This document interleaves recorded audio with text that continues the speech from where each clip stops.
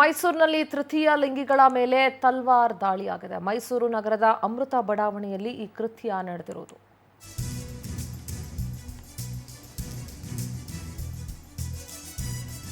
ಮಾರಕಾಸ್ತ್ರಗಳಿಂದ ಮಾರಣಾಂತಿಕ ಹಲ್ಲೆ ನಡೆಸಿ ಅಟ್ಟಹಾಸ ಮೆರೆಯಲಾಗಿದೆ. ಸಲೀಂ ಪಾಷಾ ಆನಂ ಅನ್ನೋರ ಮೇಲೆ ತಲ್ವಾರ್ ದಾಳಿಯಾಗಿದೆ. ಮಾರ್ಚ್ 29ರ ರಾತ್ರಿ ಸುಮಾರು 9:30 ಸಮಯದಲ್ಲಿ ಈ ಘಟನೆ ನಡೆದಿರೋದು. ಆನಂ ಕಾರ್ನಿಂದ 200 ರೂಪಾಯಿ ಕದ್ಯೋದಕ್ಕೆ ಆರೋಪಿಗಳು ಬಂದಿದ್ರು. ಅದನ್ನ ಪ್ರಶ್ನಿಸಿದ ಕಾರಣಕ್ಕೆ ತರ್ಬೇಜ್ ಅಲಿಯಾಸ್ ಗುಡಿ ಮತ್ತು ಸೈಯದ್ ಫರ್ದೀನ್ನಿಂದ ತಲ್ವಾರ್ನಿಂದ ಹಲ್ಲೆ ನಡೆಸಿ ಪರಾರಿಯಾಗಲಾಗಿದೆ. ಮೈಸೂರು ದಕ್ಷಿಣ ಪೊಲೀಸ್ ಠಾಣಾ ವ್ಯಾಪ್ತಿಯಲ್ಲಿ ಈ ಘಟನೆ ನಡೆದಿದೆ.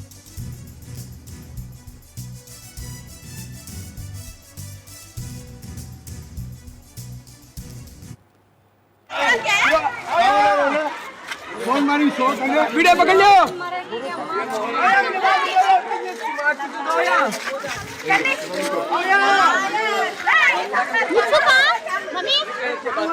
कमा पानी दे से पूरा गुरु को मार को पूरा मुंह कतरेगा, पूरा कटेगा गुरु को। हाँ पूरा पकड़ी।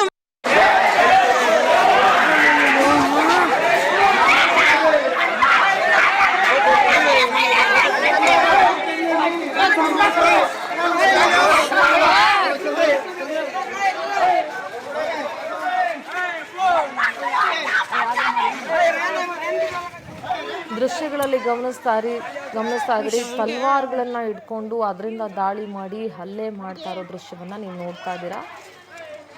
ಸೈಯದ್ ಫರ್ದನ್ ತಬ್ರೇಜ್ ಅಲಿಯಾಸ್ ಗುಡಿ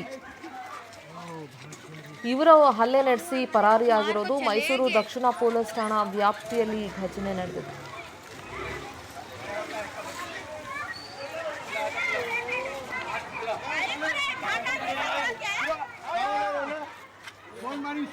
वीडियो पकड़ लो।